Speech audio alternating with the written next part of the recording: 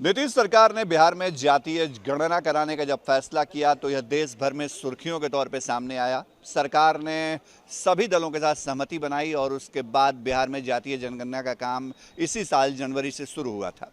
इस वक्त बिहार में जातीय जनगणना का दूसरा चरण चल रहा है, लेकिन आज नीतीश सरकार को पटना हाईकोर्ट से बड़ा झटका लगा है। दरअसल जातीय जनगणना को चुनौती देने वाली 5 याचिकाएं जो हैं वो हाईकोर्ट में दायर की गई थी। इस पर लगातार सुनवाई हो रही थी और कल यानी जो बुधवार के दिन है वो हाईकोर्ट ने इस मामले में सुनवाई पूरी करने के बाद फैसला रिजर्व रख लिया था। आज इसी मामले में हाईकोर्ट ने फैसला सुनाया है। हाईकोर्ट ने फैसला सुनाते हुए कहा है कि जो जातीय जनगणना चल रही है बिहार में उस पर तत्काल रोक लगाई जाए और जो 3 जुलाई की तारीख है वो तय की है हाईकोर्ट ने अगली सुनवाई के लिए। यह अंतरिम आदेश है पटना हाईकोर्ट का।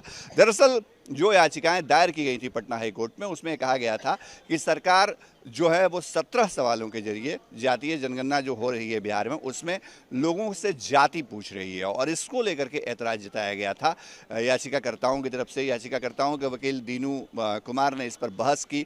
अंदर जो सरकार की तरफ से महाधिवक्ता हैं पीके शाही, उन्होंने पक्ष रखा। पीके शाही जो महाधिवक्ता हैं बिहार सरकार के, उनका ये तर्क था कोर्ट के अंदर जब बहस हो रही थी कि जो जातीय गणना का फैसला है वो बिल्कुल सही है, क्योंकि सरकारी योजनाओं का लाभ लेने के लिए लोग अपनी जातियों के बारे में बताते हैं, तो इसमें कहीं से भी आपत्तिजनक नहीं है। लोग अपनी जातियां बता भी रहे हैं और भविष्य में जो पंचायत स्तर और बाकी चीज़ें होती हैं जहां पर आरक्षण का जो नियम है वो लागू होना है, तो इस लिहाज से बेहद महत्वपूर्ण हो जाता है कि बिहार में जातीय गणना कराई जाए।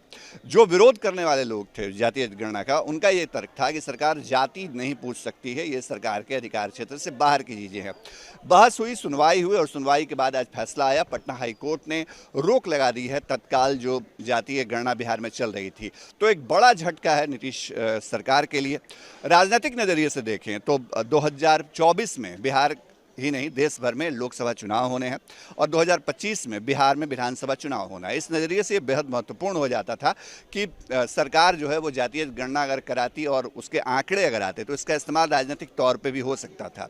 नीतीश कुमार बार बार खुले मन से कहते रहे हैं कि जातीय गणना पर किसी को क्या ऐतराज़ हो सकता है, लेकिन आज जब हाईकोर्ट ने अंतरिम आदेश में जातीय गणना पर रोक लगाई है तो उसके बाद कहीं ना कहीं इससे सरकार के लिहाज से, जो महागठबंधन वाली सरकार है बिहार में, उसके लिहाज से बड़ा झटका माना जा रहा है। अब 3 जुलाई को जब सुनवाई होगी तो हाईकोर्ट आगे तय करेगा कि क्या होगा। तब तक हाईकोर्ट ने यह भी निर्देशित किया है कि जो डाटा कलेक्शन किया गया है उसको बरकरार रखा जाए, उसको नष्ट नहीं किया जाए, उसको रिजर्व रखने के लिए कहा है कोर्ट ने। तो कई तरह की अपनी अपनी चीज़ें हैं। पूरा अभी डिटेल ऑर्डर जो है वो भी आगे आएगा, लेकिन फिलहाल ये कह सकते हैं कि सरकार के लिए एक बड़ा झटका है और जातीय गणना जो बिहार में चल रही थी जनवरी महीने से, उस पर फिलहाल रोक लग गई है।